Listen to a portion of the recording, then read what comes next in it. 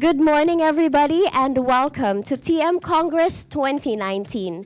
Now, on its second year, the TM Congress is an annual conference hosted by graduate students of the UP Technology Management Center to facilitate discussions regarding technological trends and disruptive technologies impacting various industries and society as a whole.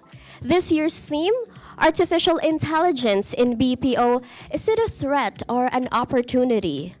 Revolves around artificial intelligence, AI, and its application in the business processing outsourcing sector. My name is Joy Ong, and I will be your host for today. And we have a lot in store with two topic presentations and a panel discussion with members from the BPO industry, government, and labor force. They are ready to share their insights regarding this conference topic.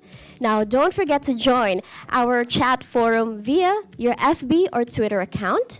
Look for this link flashed on the screen and register so that you can send your reactions, comments, or questions. Use our official hashtag, that's hashtag TM Congress 2019. Now, to kick things off, our first speaker will discuss AI trajectory in the BPO industry. He took his undergraduate degree in accountancy in the Philippine School of Business Administration, and he is currently taking his graduate degree here in UP, Master of Technology Management. He is a certified public accountant, certified information systems auditor, and a certified in risk and information system control, specializing in cybersecurity, robotics process automation, digital transformation, and other IT advisory services. Currently, he is a partner and the head of IT and IT advisory in KPMG Philippines. Ladies and gentlemen, let us welcome Mr. Jelaine Marcel Manrique.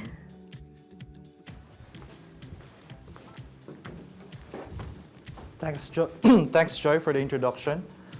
So, good morning, everyone. So, I'm here to talk about artificial intelligence in BPO. Is it a threat or an opportunity? Actually, that particular topic is not really new, because 2 to 3 years back, there has been a lot of discussion around is it a threat or an opportunity? So I'm here to talk about and share my specific insights and also of our firm when it comes to artificial intelligence and how it is transforming or disrupting the BPO industry. So let me start by, showing you this particular slide. So I'm sure most of you might be aware about this particular robot, or a humanoid robot named Sophia. So Sophia is a clear example of an artificial intelligence application. So Sophia is also able to do more advanced cognitive capabilities, natural language, and can do conversation, which is more advanced than the artificial intelligence we know from 3 to 5 years back. And of course, most of you might also be aware on a lot of applications that we're using nowadays. It could be in your pocket, it could be something that you use for personal reasons, but applications such as face recognition, AI cameras, chatbot, Alexa, Google Assistant, Siri. So these are actually clear examples of application of artificial intelligence in our daily lives. So we arrive in a conclusion that AI is here and it's everywhere. It's not something that is new. It's more of a fiction turned into a reality. So artificial intelligence is now transforming not just our daily lives, but actually the business operation nowadays. So I'm gonna talk about some of those application and transformation just to give you an idea on how AI is disrupting the BPO sector. So there's a lot of application on artificial intelligence, ranging across different sectors. Like, for example, for banks and insurance, they're using algorithm to be able to analyze credit card behavior. For healthcare, they're now utilizing and also using AI to be able to do automated diagnosis on some of their patients. For other industries like technology, they're using AI in doing robotics automation, which is a more robotics automation, which is a part of intelligent automation, and using AI as well to be able to do conversation to improve customer experience. For manufacturing or logistics, I think the clear example there is smart warehouse, wherein they actually use AI to be able to manage their warehouse and the storage of their items or inventories. Other sectors such as professional and business services, which is where BPO is. So AI is disrupting this particular sector in terms of agents, call center agents nowadays are being assisted by artificial intelligence in terms of how they can effectively and much faster resolution of any concerns of their customers. Now, another transformation in the BPO particularly is that for most clients, they would want to do self-service because they think that it's faster for them to actually do whatever fix they need to do in their devices. So what they normally do, at least the BPO industry, is that they are deploying chatbots where you're actually conversing to a bot in terms of any queries that you have in relation to the products or services of that BPO industry or of their clients. So this goes to show that AI is indeed everywhere nowadays, and we are foreseeing that in 3 to 5 years, or maybe in just 3 years, it could exponentially grow, and it could affect and definitely or completely disrupt the operations and transform the business model of the BPO industry. So I'm going to talk about some other information about that. Okay, so I started with introducing on the applicability of AI and some use cases in AI, but I'd like to go back and define AI as it is literally defined in the web, and also provide you our insights on how we actually define AI in our perspective. So let's start with how is AI is defined. So artificial intelligence is, to put it simply, it's more of a collection of all solutions or technology that enables machines to sense, discover, comprehend, reason, and act on certain activities. So if you've seen, just a clear example that everyone can adopt, if you've seen the movie of AI, it's close to that, but it's not exactly how it is visualized there. AI is more of, you can think of it as more of a solution or a software that is deployed in business that can do cognitive analytics, natural language processing that enables social conversation, machine learning, etc. So that's what AI is nowadays. Now, and it is continuously being developed for it to actually be able to augment or visually be present in all of our activities nowadays. Actually, there's a term in the profession that AI can be considered an augmented automation. It's actually a term wherein you marry the digital and also the manual labor to augment whatever activities that you're trying to automate. Some would also term AI as an assistive intelligence because it doesn't really completely replace human, but what it primarily does is to assist human in doing certain activities, particularly those mundane and basic and routinary activities. So that's how others define artificial intelligence. As an addition to that, we, define artificial intelligence as A for anticipate and I for innovate. Okay? So this helps us understand particularly what is AI and what its objective is and how should we act on or apply this technology in our business operation or even in our daily lives. Anticipate is sort of a mindset that we have to take, that nowadays we should accept that the changes are quite rapid and technology is fast moving, that we need to be able to anticipate these changes in order for us to timely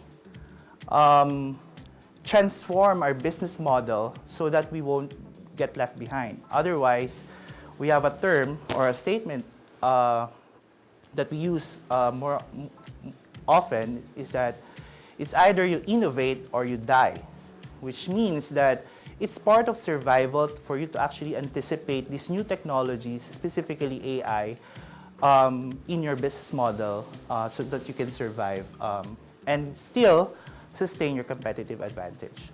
And of course, AI is a product of innovation. Okay, so, and it doesn't really stop on a certain version. It's a continuous innovation that is quite inherent for any human. So, and we consider this innovation as disruptive because it seems to be there will be a leapfrog from the traditional business model that we're doing. And that would be particular also in BPO because that's a specific sector that will surely be affected by these disruptive technologies. So where is AI nowadays? So as you know, for AI, there's a certain classification that we consider, actually automation in general. Number one, most of the automation are configured as rule-based, meaning you just specifically program a bot or a tool to act on a certain scenario based on rules that you define in the logic of the system.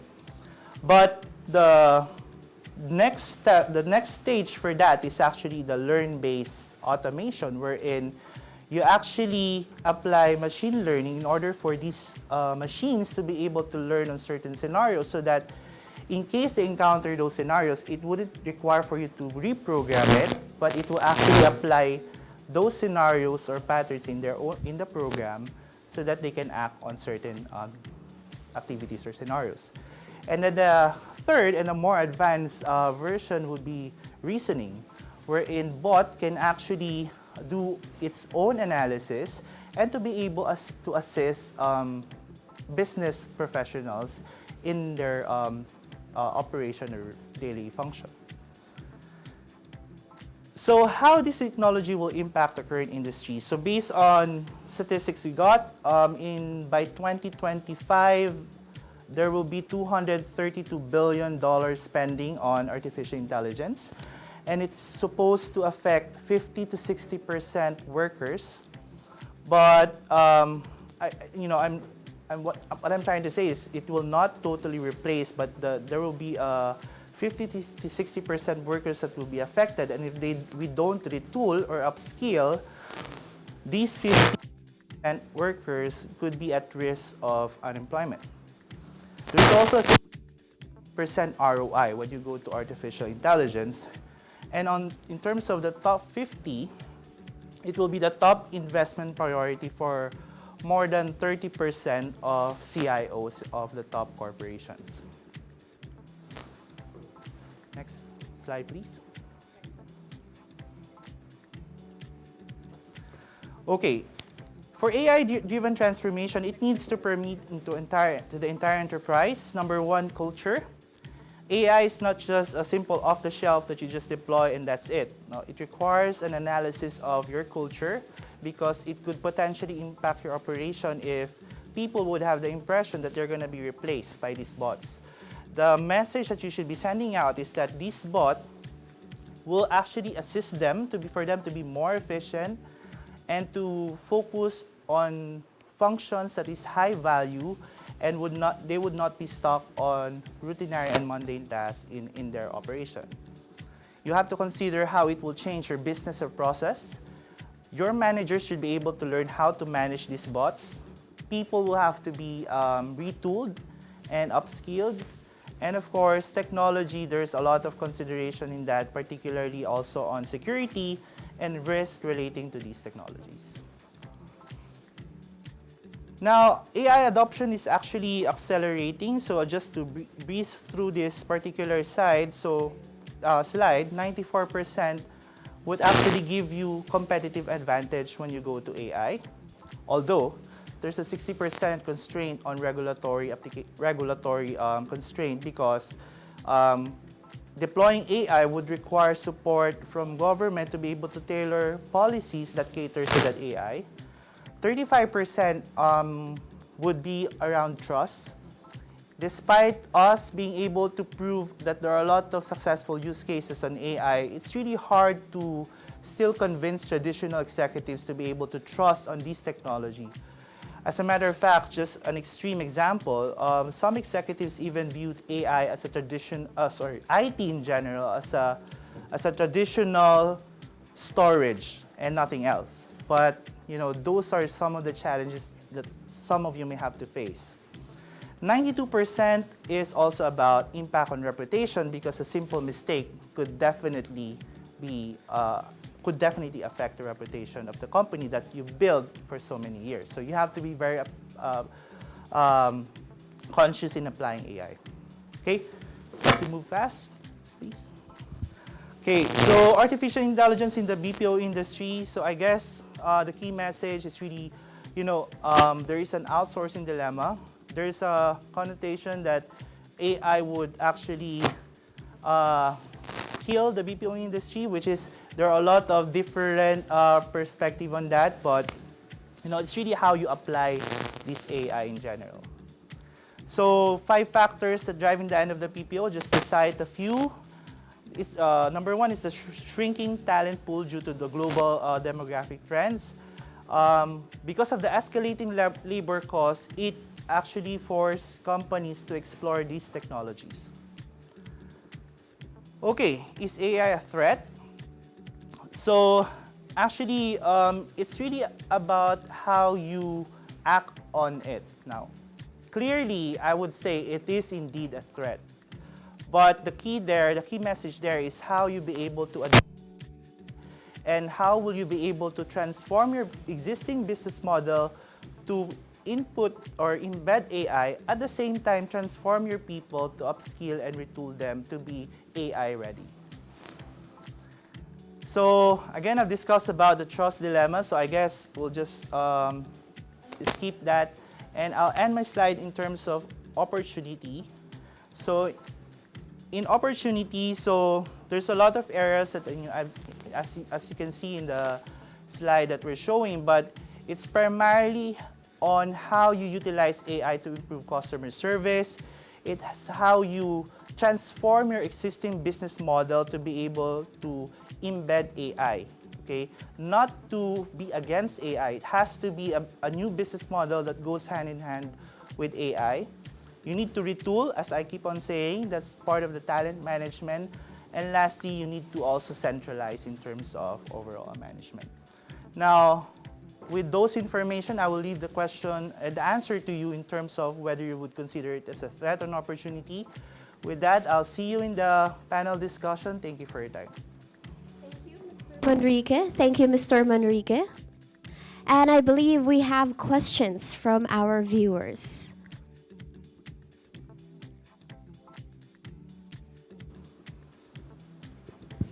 Mr. Manrique, you talked about where AI is now. Can you give us some insights about where AI is headed? Okay, so briefly I've discussed that 3 to 5 years from now it will completely disrupt businesses and particularly the BPO industry. So the key there is to, and I know that the BPO industry is quite active on, and even their association, to see how they will look at the future of the jobs and the workforce of the future, just so to be able to adopt on the growth in the application of AI in the BPO industry.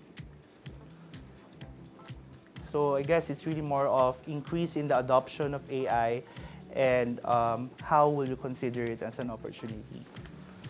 We have another question here. Can you talk about some of the initiatives of your company as it pertains to AI? Okay, so as you know, I'm an IT advisor and I belong to KPMG in the Philippines, one of the top 4 global firm. So our initiatives on AI is that us as a global firm, we've been adopting a lot of AI technologies. Number one, in how we do our business, so which means that we utilize AI in the conduct of our service. So that's how we do it. And second is we actually provide advice to our clients in terms of how they can, number one, apply AI. And what most companies neglect to also consider is how you govern AI, how do you address risk on AI, and how will you create that trust on AI.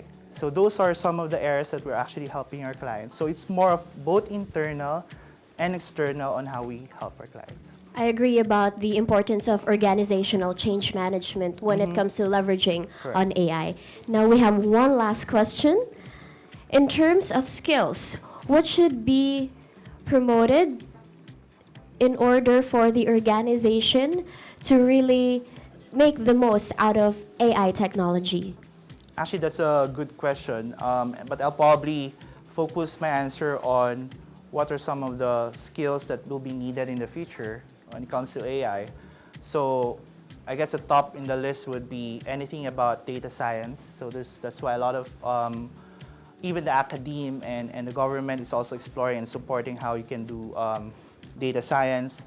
Programming would also be, will definitely and obviously be part of it. And third, anything that is related to creative thinking or design thinking, because what the biggest gap or what between an AI and a human is that creative side.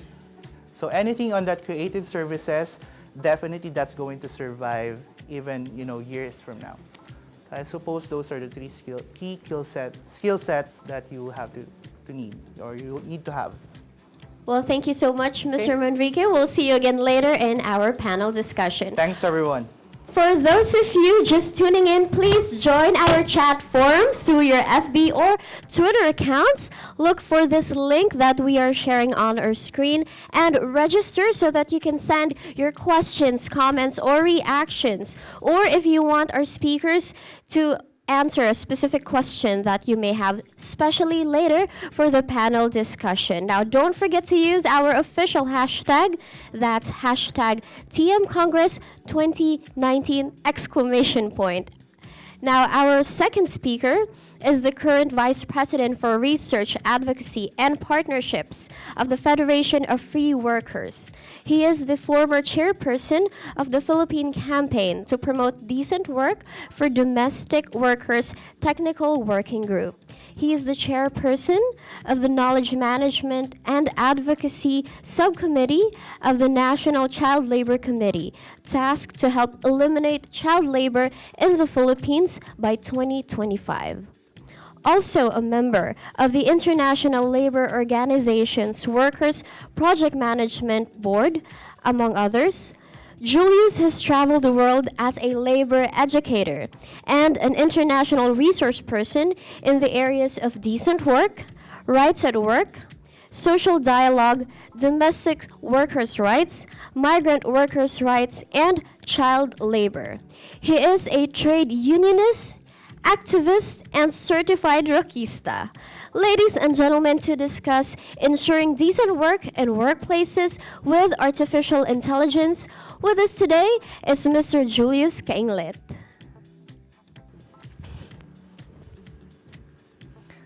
So good morning to all our viewers. I principally want to discuss the decent work issues surrounding workplaces now with the advent of artificial intelligence. So first of all, I'd like to jump off from an old quote, "The future of work as seen from the past." The computer and the new decision-making techniques associated with it are bringing challenges in white-collar, executive, and professional work as momentous as those during the introduction of machinery that has brought manual jobs. And this is from 1960, Herbert Simon, a Nobel laureate in economics, who told about this. So if before we were afraid of machines taking over our jobs, assuming that we will only be affected, those in manual labor, now even those in white-collar jobs, those performing intellectual work, are feeling the threat. So what do we do? Should we rage against the machine or be afraid of the machine? I'd like to refer to one of my favorite movies of Will Smith, I, Robot. It's actually an interesting movie wherein there is, until the end, we were made to believe that Will Smith was interacting to a human who turns out to be a robot and a robot who turns out to be a human. So I think that's one of the major challenges we have now. Today, we no longer fear the computer that Professor Simon was referring to earlier, but something more profound, artificial intelligence or AI, or the capacity of machines to make predictions or decisions for humans. This wasn't, we didn't think of this before, but now it has become evident that machines indeed can make decisions for humans and therefore replace humans in terms of work that would entail a lot of decision making and intellectual work. Of course, Jillian also made references to the movie AI. It's an example of, well, in the beginning, I always thought it was Pinocchio reincarnated into a 20th century movie. But then it also deals with machines indeed becoming human. And what are the main threats that we see now? There will really come a point in time where we will actually be confused. Are we talking to a real person or are we just talking to a robot? And I think that has been happening now, especially with the introduction of new technology. Take for example, order taking and order giving. Now we have Google Assistant. Google Assistant can actually perform tasks for you, order pizza for you. And it's also something similar to what Siri does for our iPhones. And of course, like Tony Stark in Iron Man, he has Jarvis. Okay. And then something that has really bothered a lot of workers right now is that AI has also managed to encroach in a lot of areas where we don't see them before. First, in speech, facial, and image recognition, I think we're quite familiar with Facebook. Sometimes we don't have to tag our friends. They automatically get tagged when we take photos of them and post these photos, even during videos. And then we do have natural language processing and machine translation, which was discussed also by Jelaine earlier. And then a lot of auto text generation for journalistic pieces. A lot of journalists making research take advantage of these apps, these software that help them write their stuff. And then we also have auto generation of company statements. It also involves project reporting and monitoring, where we simply have to put in data in a template and reports will be automatically generated. Same thing with MedTech. An aid for doctors, wherein they just put in the basic data and then eventually a diagnosis would come out for the patient they're dealing with. It has also encroached in the area of, in the legal area, where a lot of our lawyers, well, not more so here in our country, but around the world, there have been more and more lawyers who have been using software to establish their databases, to establish which provisions of law they should use, and eventually come up with position papers and different depositions they have to give to courts. And so, What are the other domains that have enroached, that the AI has enroached in? We now have self-driving cars and trucks. We also have algorithmic trading, like an aid for traders. They use software to enable them, to give them guidance as to where to invest their money. And for those of you who are watching the NBA playoffs right now, we do have a lot of analytics in the NBA. Even the minutest of details they could generate, like how many, not only the steals and the rebounds, but how many passes were deflected, how many times LeBron James winked, and everything. So this has enroached AI, even our ordinary sports entertainment. And then, of course, you also have computers, and computers aiding musicians in coming up with new compositions. And I think I am a witness to this. My daughter is graduating from music education this June here in UP, and I've seen her use a lot of software that help her in a lot of her assignments in the College of Music. And then, of course, we have painting programs that replicate pictures. And I don't know if you remember this scene. This is followed by this one. Okay. This is a recurring scene in the Mission Impossible series starring Tom Cruise. No? For a lot of, in many of the movies in that series, they made use of this technology to fool their enemies into giving information that they need, intelligence information that they need. I do say that this is from a movie, but I think it's very, very close to happening in reality. In other words, AI is replacing mental tasks rather than physical ones, which were the target of previous waves of mechanization. So if from before, as I mentioned earlier, people were actually worried about machines replacing our manual jobs, now AI is threatening to replace white-collar or executive or management jobs that didn't happen before. And so, leading to this, there are three major developments that further pushed AI to the limelight. One is the phenomenal drop in computing costs. Take, for example, our iPhone. Do you know that the cost of the iPhone right now would have been the cost of sending the first man to the moon back in the late 60s? So that's the first development. The second development is on, okay, if you see on your screen, that's an external drive, and that's iCloud. And so the next major development is the increase in the supply of storage information. We now have small devices that can store gigabytes and gigabytes of information.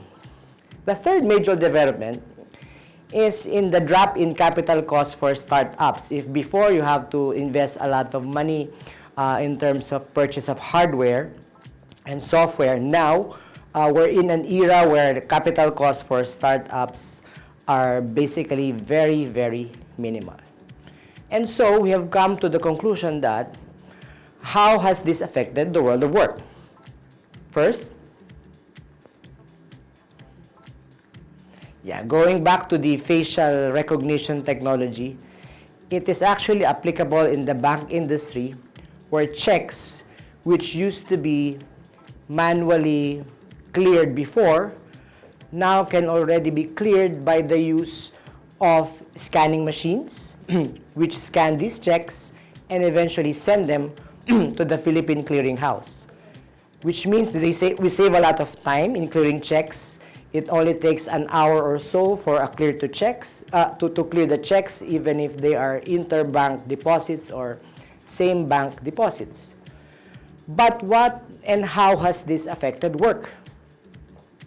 A lot of our banks, which have departments in charge of clearing, have laid off their workers. And in particular, the Philippine Clearing House has in fact reduced 70% of the workforce because of this advancement. And therefore, we say it starts with making your work easier until it is the worker himself who gets eased out.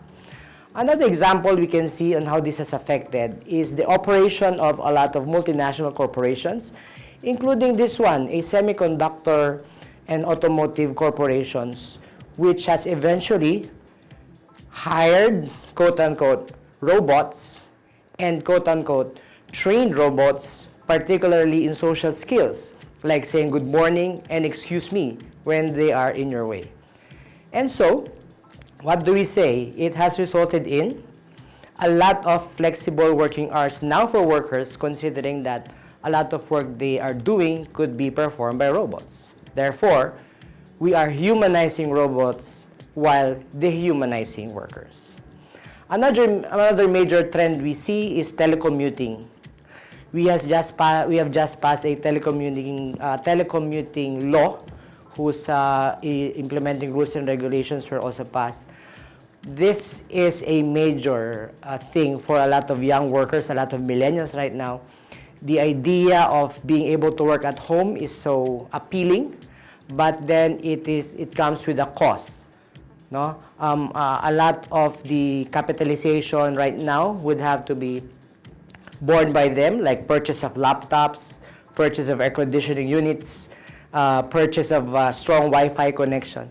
Same thing that has happened with Grab. No? A lot of our drivers before have had to purchase their own cars and pay for the amortization, while the companies, the mother companies, the multinationals would have no responsibility whatsoever as to the maintenance and replacement of this equipment in case something goes wrong. Occupational safety and health has also been compromised in this situation. And so workers are fooled into sharing in the capitalization of corporations but get no equitable share in the profits. Now, looking at the world of work, we also see a reverse effect in terms of before we have been, until now, no, we have been struggling to formalize a lot of informal working arrangements.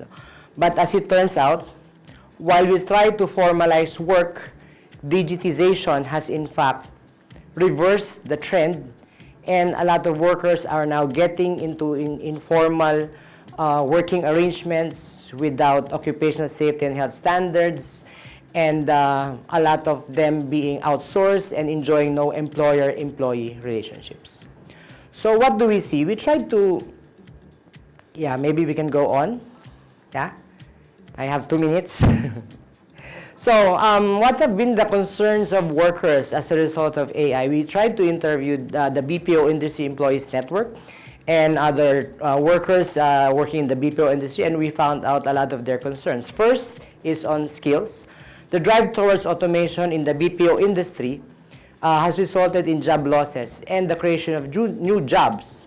But the jobs will be demanding higher or more skills, which means it will eat up a lot of time on training and may eventually lead to a lot of idle time. Related to the next point, which is, as also raised by Bien, AI is likely to exacerbate existing decent work challenges for BPO workers. In particular, displacement, more attacks on job security, companies that take advantage of this transition to do systematic attrition, putting a lot of employees in floating status, the rise of individual contractors without employer-employee relationships, faster race to the bottom, and the burden of multiple scaling to make workers relevant. Another set of concerns is on workers having no voice, having no union, having no workers' representation. They do not have any sort of participation during the transition process, which is very problematic because we need to hear about what the workers feel and what they think before we can come up with the appropriate programs. And so we do the rapid mentioning of our recommendations. First, of course, we have to widen the scope coverage of social protection for BPO and all types of workers.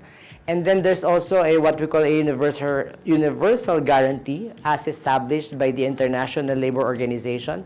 So this involves freedom of association or the right to organize and collective bargaining, no forced labor, which includes no force overtime, non-discrimination, especially against trade unionists, no child labor, having living wage, and of course, respect for occupational safety and health standards.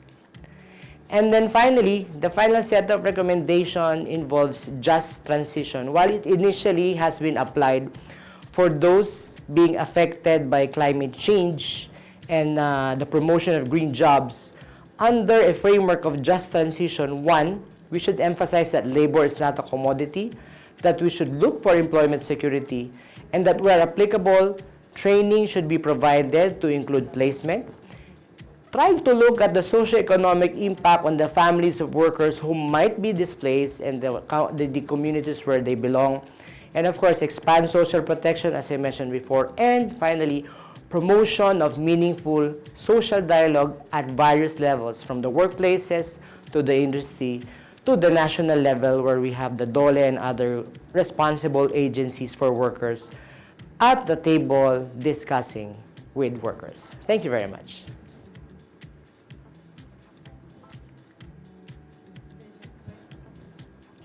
Thank you, Mr. Kinglit. And we have some questions from our viewers. This one is a bit personal. Recalling back to your slide's title, what is your favorite Rage Against the Machine song? No, I have forgotten all of their songs. Now I'm more into Ben and you know, sino to? Si Juan Carlos, sa ilalim ng puting ilaw. All right, here's a more serious question, more related to AI. How should an organization invest on data security with the rise of cloud computing? Well, I think the question is more addressed to industry. But yes, of course, as trade unions, it's also important to store our information responsibly, because right now, I haven't mentioned it in my presentation, but there's indeed a lot of attacks on workers' rights and a lot of attacks on unions, which is why it is important to protect our data, which means we have to employ a lot of firewalls, and we have to not only depend on one source of data storage, but use all of the available data storage facilities, whether it be in hard drives or in iCloud. All right, once again, thank you so much, Mr. Kinglit. And for those of you who just joined us, don't forget to register via your FB or Twitter account in the link so you can participate in our chat forum. We welcome your reactions and questions. If you have any questions that you want our speakers and panel members to discuss in the third segment of our program, please send it through. Now, joining us today are our speakers. Let us welcome back Mr. Jelaine Manrique, Partner and Head of IT and IT Advisory in KPMG Philippines. Mr. Julius Kinglet, Vice President for Research, Advocacy, and Partnerships of the Federation of Free Workers. Also joining us today is Mr. Roderick Villahermosa, IT Infrastructure Manager from the industry. Mr. Carl Shan Pablico, Senior Labor and Employment Officer from Institute of Labor Studies. And finally joining us is also from the Institute of Labor Studies, Ms. Miraluna Takadaw, Supervising Labor and Employment Officer. Welcome, gentlemen, ma'am. All right, so we have some questions and topics that our viewers would like to probe a little bit more about. For the first question, what is, in your opinion, the most common AI that ordinary people every day interface it that we might not even realize?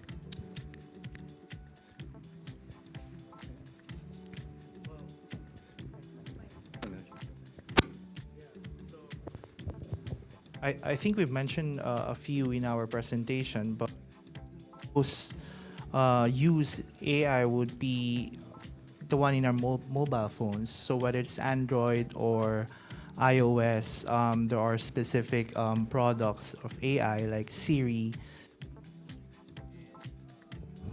Google Assistant use AI?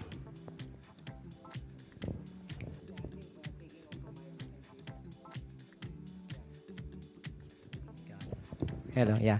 I think taking off from my just concluded presentation, Siri, because I'm an iPhone user, and then Google Assistant, used by a lot of people too.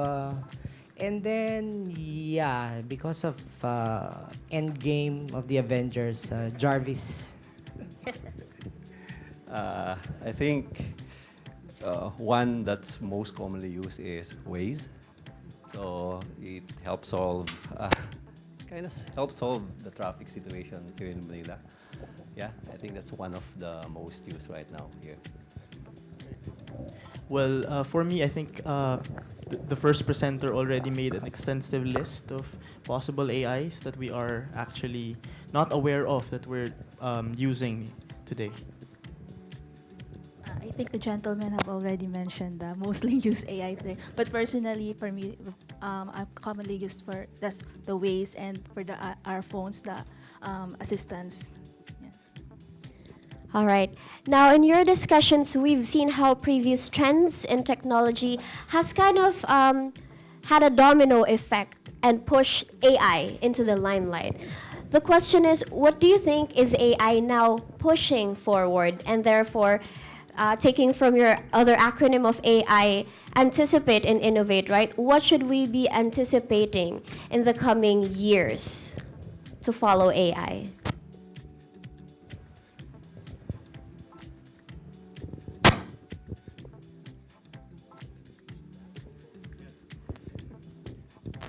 Okay, let me start answering that question, and I'll turn over to the others panelists. So, as you know, as an advisor, we have exposure in terms of how AI is being adopted and how is it actually transforming business. And I believe I've cited a lot of examples, but in relation also to the first question, what most of the viewers may not be aware is that there's a lot of application of chatbot. So it was actually also highlighted by the second speaker that you don't even know that the one you're interacting with, even through phone or through chat, are actually bots or that has that AI capability. So if that will continue to be the case and it will be adopted and it becomes really successful, because the main driver of AI could be improving user experience. And as more people become more aware and satisfied on AI, we're seeing that 3 to 5 years from now, it will do a complete shift, more like a 180 to 360 degree shift to a digitally enabled workforce in the future. That's why even our government, they may not be highlighting that it too much. They're working with the academe to make sure that our workforce is prepared for it, because of all of the countries in ASEAN, we're going to be mostly impacted because we're one of the BPO hub in the region. So that's why it is important that we will be ready for it. Well, now that you brushed on the issue of employment with the rise of AI, there is a question here from Mr. Publico. What are the mitigation measures for the thousands of Filipinos in the BPO industry whose jobs may be displaced? Well, for the part of the government, of course, recently there is a Republic Act that has been enacted, yung SSS law. There's a certain portion of that law that specifies unemployment insurance. It's actually a program, social protection program, that would provide assistance to those who would be displaced. It's just that there are requirements to be complied with by the both employers and the employee. There are certain numbers of premiums to be paid so that you would be able to get that assistance once you're displaced. And apart from the unemployment insurance, of course, the Department of Labor and Employment has a set of policies that would address displacement. Of course, we do monitor job displacements. It's with the Bureau of Local Employment, and we have other programs such as Adjustment Measures Program that provides financial support, that provides employment facilitation to those who would be affected by the job displacement. Mr. Kinglet, anything to add to that? Well, I have a lot to add. How much time do we have? Now, we're just celebrating the centenary of the International Labor Organization, and one of the main themes that they have delved on is the future of work, which is exactly what we are discussing right now. I think one of the main problems we have is that technology, whether in the form of AI now or from whichever form before, should serve its original purpose of making life easier for the people, and in this case, making life easier for workers. And making life easier for workers means taking advantage of AI to make the work process easier, and taking advantage of AI to make sure that we contribute to productivity. But then the hidden reality is that AI is really resulting to a lot of job losses. And I think while I do commend that we do have unemployment insurance right now, I think we have to widen the scope of our social protection, because for one, for those who will be displaced, they should have already contributed around 2 years of payment. And even if they enjoy such unemployment insurance, it's just 10,000 pesos a month, but only for 2 months. And not necessarily 10 months every time, because it depends on how much contribution you've given. So why is this a problem? Because it's the youth who have the highest rate of unemployment, and it's the youth who have minimal contributions to the SSS right now. And while we want the unemployment insurance to serve our workers who will get displaced, it seems those who would most need it would not be able to benefit from the existing program. Perhaps we can hear from someone from the private sector, not necessarily from the BPO industry. Mr. Rod? Of course, from the industry, we like to adopt this new technology because it brings efficiency, right? Of course, if we have AI, this technology doesn't take a break. They work 24/7. But again, from the point of view of social, what do you call this? Justice. We have to balance somehow do a balancing act, right? We do like to also protect our workers, but at the same time, adopt these types of technology. So I think the right way to do it is adopt this technology and upskills these people who will be affected. At the end of the day, the amount of work will not be reduced because obviously companies are expanding, and the workload that needs to be done is also expanding. So the right thing to do is upskill and adopt this technology to basically improve the customer experience. Thank you, Mr. Villahermosa. Another question, this time for Ms. Takado. Does the government support AI development and adoption? Follow-up to that, are there policies or bills regarding AI technology? In terms of the question of whether the government support the AI development, I think this advancement in technology would really change the world of the world of work. But we have to ensure that whether these technologies would displace workers or would whether create or destroy jobs, it has to ensure that decent work is still ensured. And when it comes to policies, as of the moment, there's no regulation addressing AI. There's no issuances set from the department. Is there anything to add? I think the most vital element of this is that by us working together, the government, the workers group, the employer sector, to be able to collaborate with one another and ensure a just transition. My colleague here actually mentioned of creating and destroying jobs. It's actually continuous. It's happening right now, and it will happen in the future. And AI would actually contribute to that. It can create more jobs, it can actually destroy jobs as well. So the important thing here is that we ensure that the transition from of the workforce, enabling them to become digital enabled workforce would be a good starting point, a good strategy for the government, the employer sector, and the worker sector to push through.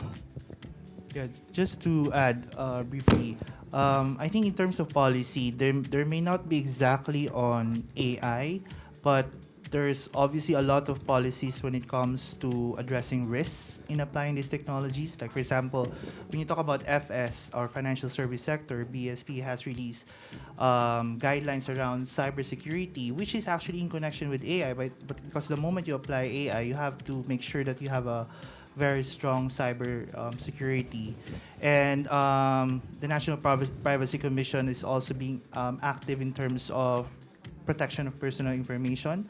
And I believe the ICT as well has programs and policies when it comes to not just protection but guidance on application of these technologies.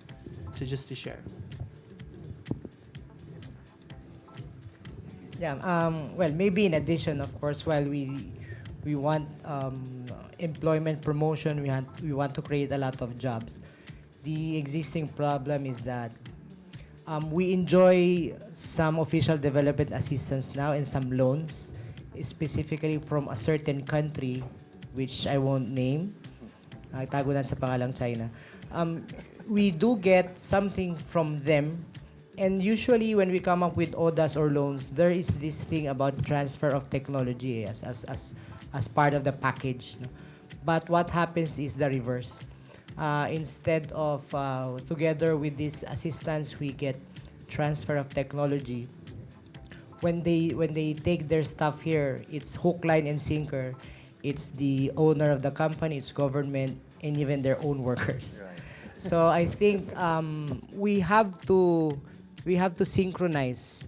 We have to integrate our policies if we do want to promote employment, and if we do want to give a lot of employment to those in the BPO sector who might be affected by AI, then we should be putting our energy, into efforts that would help us improve, like developing manufacturing even more, and utilizing our own workforce in government's own build program for infrastructure. So perhaps a final word from all our panelists. AI, is it a threat or an opportunity? Okay, from the private sector, no, I think from the BPO's point of view, I think it's about time to shift some of the services that they offer from the more creative lines. This will actually give opportunities to those people who are hard in that particular industry to actually finally do the work that they were trained for. Kasi some of them are actually trained as engineers, but they work as a tier 1 support, right? So I think it's about time. I think this is the preparation that the industry should do. Another thing is, I think government or whoever it is, the government or whoever should really seriously consider finding new industries to generate work, employment, right? Manufacturing is one of them. Technology innovation for us, your students of technology management, right? The technology is there. We no longer need to invent it. We just have to use it. So we kind of have an advantage in leapfrogging and just creating these industries, no? Kasi hindi na natin ginastosan. We didn't do the R&D for these technologies anymore, no? So we can be competitive in some other industry. I think that's the long-term solution aside from that two-month loan that the government is preparing for this sector, no? Right. Okay. Just final note. I think I've mentioned that it's both a threat and opportunity. But I guess I'll probably have my final note on, is it more of a threat now or an opportunity? And I'll speak specifically on BPO. I think it is more of a threat. Mainly because we still need to take a lot of action in upskilling and retooling of people. Awareness is also a big part of it. Culture change will have to be another item we need to address. So that's why it's more of a call to action to all of the viewers to spread the word to make sure that this threat could be reduced so that we can take the more on the opportunity side of this new technology. Right. Well, if the question is AI a threat or an opportunity? I think it's both, and we have to manage and actually address the threat and make opportunity. We actually have to maximize the opportunities presented by AI. At this point, I'd just like to take this opportunity as well to actually share that the institute is actually going to undertake a research journey. We will be having a study entitled A Study on the Industry Practices, Business Landscape, and Strategies in Coping with Current Trends of the BPO sector in the Philippines. And one of the main aspects of the research is actually the introduction of the Fourth Industrial Revolution. At the same time, ASEAN integration. And this opportunity is, I think it's a good contribution. We would be able to collect information for the success of the research. And I invite everyone to be partners, our partners for that study. Ms. Takado? With regards to the question, I agree with my colleague here.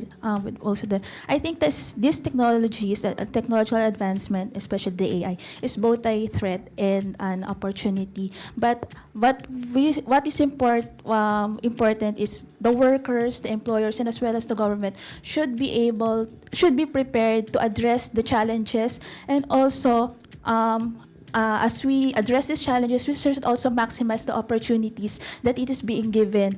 I think the opportunity, ang objective naman ito is efficiency at work and I think cost efficiency, and we should maximize these opportunities. And we at the Institute for Labor Studies, mandate us to do researches kasi nga nababanggit kanina na it would really change the work landscape, yung mga rise of informality, yung mga ito yung platform-based work. And aside from the study on the BPO, we would like also to share that for this year, one of our studies is the rise of the platform-based economy, or these types of work. And I think this opportunity na to be engaged with these sectors and yung mga information, it will be also helpful for our study. And I hope that we would be able to engage our partners here.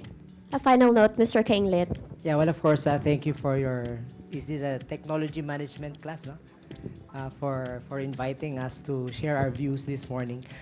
Is it a threat or an opportunity? We'd like to think that it's an opportunity, especially with our initial experience with the semiconductor and automotive industry company I was talking about. They indeed developed robots that help their work. But then here is where the opportunity became a threat.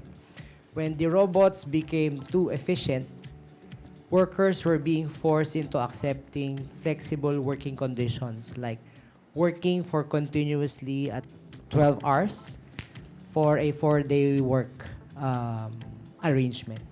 So I think that is where an opportunity becomes a threat.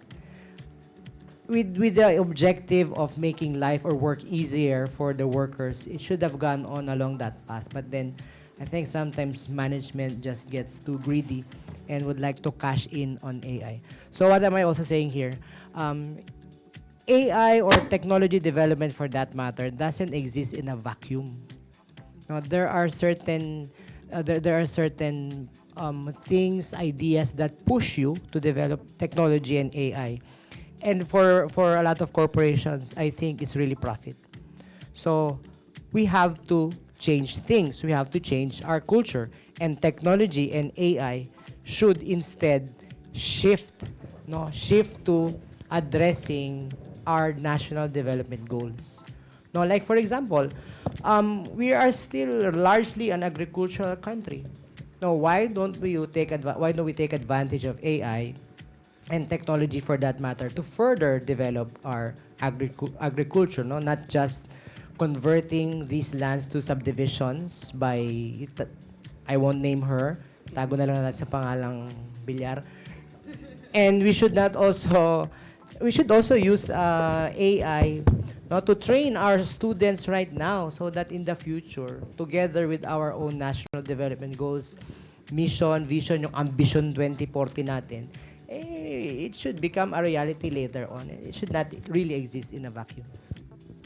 Yes, Can sir, I very just quickly. add from the private sector? Again, is it a threat? I haven't had the chance to say my piece on that. So it's a threat on the current workforce, yes. But again, it's a challenge for us to actually move away from that particular service sector. Is it an opportunity? Yes, it's an opportunity in the industry, in the local industry, especially because it gives us an opportunity to actually compete with the global industry, right? Without adopting these types of technology, we kind of lag behind in terms of efficiency and profitability. I agree with you that the motivation is always profit. That's why we are here. But then again, when the private sector is profitable, it contributes to the overall health of the economy of a country. Then by that time, if that particular economic gains are met, for example, then maybe we don't have to basically rely on this type of service industry anymore, right? And business sustainability with corporate social responsibility. agree. We can meet on that. All right, our discussion this morning has been very meaningful. Thank you very much to our panelists. And indeed, automation can help increase productivity and efficiency, not just in the BPO industry, but in various industries as well. And it is up to us to gain that competitive advantage. But of course, there are also other effects of AI that we must be aware of and we must need to prepare for. Technology is shaped by society, and we hope that this forum will trigger discussions in your specific companies and industries on how we can leverage this technology to improve our products and services, and at the same time, what we can do to mitigate the risks in using this new technology. Before we end this event, we would like to acknowledge the various institutions and organizations who have made this event possible. First, we'd like to thank our guests for coming in today, Mr. Manrique, Mr. Kainglit, Mr. Villahermosa, Mr. Publico, and Ms. Takadao for sharing their knowledge and insights on AI and the current status of the BPO industry.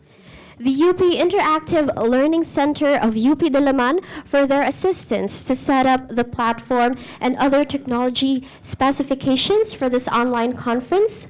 The Broadcast Communication Department of the College of Mass Communication of UP Diliman for assisting the overall production of this online conference. And lastly, the UP Technology Management Center with the support of Professor Edison Cruz, TMC Director, and Prof. Boom Ramos, TM291 Professor, for their guidance and supervision in organizing this event. This has been your host, Joy Ong. Maraming salamat po sa inyong lahat at magkita-kita po tayong muli sa susunod na taon ng TM Conference.